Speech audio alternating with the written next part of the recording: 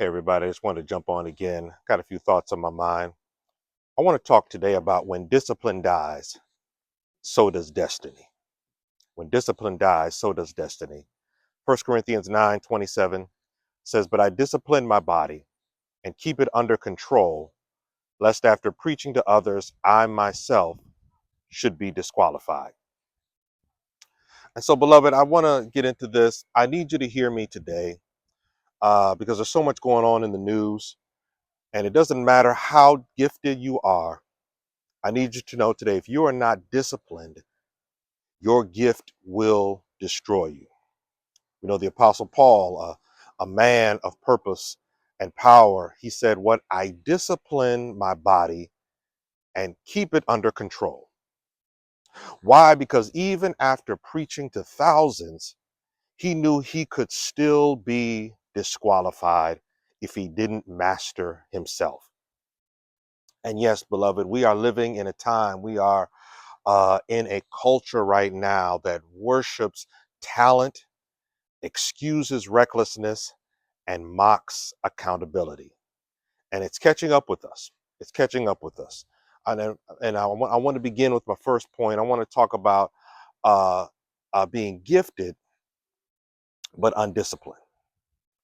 And again, look around at our culture. Just go online. Just look at the news.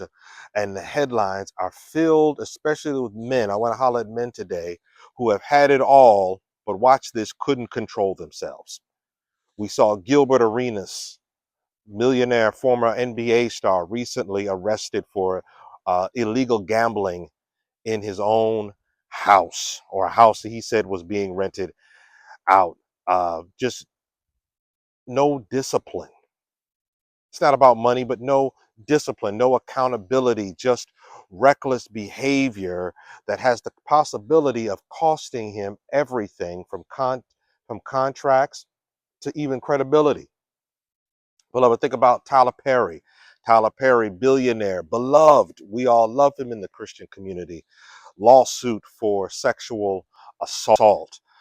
It's a reminder, if we don't submit our lives in private, we can put our legacy at risk. Look at Shannon Sharpe, former NFL star, Club Shay Shay, we love to watch. Lost his job at ESPN, and now what? The sexual assault lawsuit was dismissed, but there are reports of a payout. We see here men, especially men in our community, transferring generational wealth, all because of a lack of discipline. And I'm not going to even get into the whole issue of white and black, but that's for a whole nother time. But what do all of these men have in common? We look at them, they have influence, they have platforms, they have power, but not enough discipline to protect themselves. We can't live like other people. Proverbs said to envy not the oppressor, nor choose any of his ways. And point number two, look at this. We're in a national crisis as it relates to a lack of discipline. If you don't believe me, go ahead and look all the way at the top, the President of the United States. We're watching a man who has been impeached twice, convicted of crimes, 34 felonies, and we see him even civilly sued for sexual assault, and the country still voted for him, almost normalizing unethical and undisciplined behavior. Lying no longer is disqualifying. Cheating is no longer shocking. Pride is paraded like it's patriotism.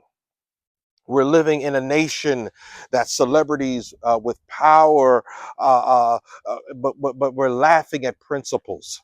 And Paul's words today, they ring truer than ever before, lest myself be disqualified. I don't want to be disqualified myself. And so, lastly, I want to talk about discipline protects your purpose. Please hear me on this. Discipline is not punishment, it is protection. It's the guardrail that God gives you so that your gift doesn't become your grave. Beloved, when Paul says discipline, I discipline my body, he's not just talking about physical restraint, understand this, beloved. He's talking about spiritual submission. It means I don't go everywhere I want to go. I don't say everything that I want to say. I don't sleep with everybody who smiles at me. What I submit. And so because when God elevates you, what destroys you won't come from the outside. It'll come, watch this, it'll be what you refuse to crucify on the inside. Beloved, we got to go from just being people who trust God to somebody that God can trust. Oh, I'm going to give that to you one more time. I just don't want to trust God. I want to be somebody that God can trust. And let me ask you, beloved, where are you lacking discipline? Are you saving your soul while losing your name? Are you praying in public but sinning in private? Are you looking good online but breaking down on the inside? Paul said, he said it like this. He said, I don't want to be disqualified. And neither do I, beloved. I don't want to be disqualified. And neither should you. I'm not doing all this. I believe the singer said, I'm not going to live in hell and then die and go to hell. We remember Shirley Caesar said that. We've got to understand, beloved, discipline is how we prove we are ready for destiny. Gifts are given, but discipline, beloved, is cultivated. Discipline is cultivated. And beloved, and if you want to be who God has called you to be, you got to train for it. You got to kill the flesh before it kills the future. And so, beloved, I want you to think about this today. I'm wrapping up. I didn't want to be on too long. I just wanted to just kind of jump on and give you a few hits. If this hits you today, I don't want you to scroll past it. Drop a comment. You know, what's one area where you need more discipline? And if you want to talk more about it, let me know. We can pray. We can try to get it worked out for you.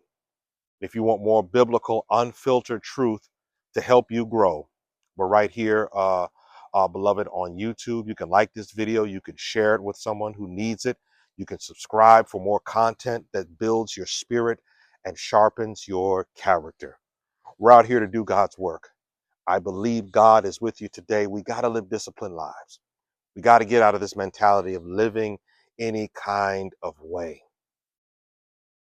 We're not just here living, but God has something great for you, my sister, my brother. Be blessed, be encouraged, be transformed, keep pushing, and let us not grow weary in well doing. For in due season we shall reap if we faint not. Let's talk again real soon. God bless you. Peace.